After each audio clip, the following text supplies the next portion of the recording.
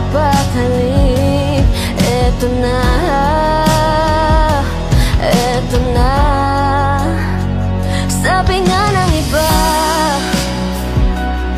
kung talagang mahal mo siya,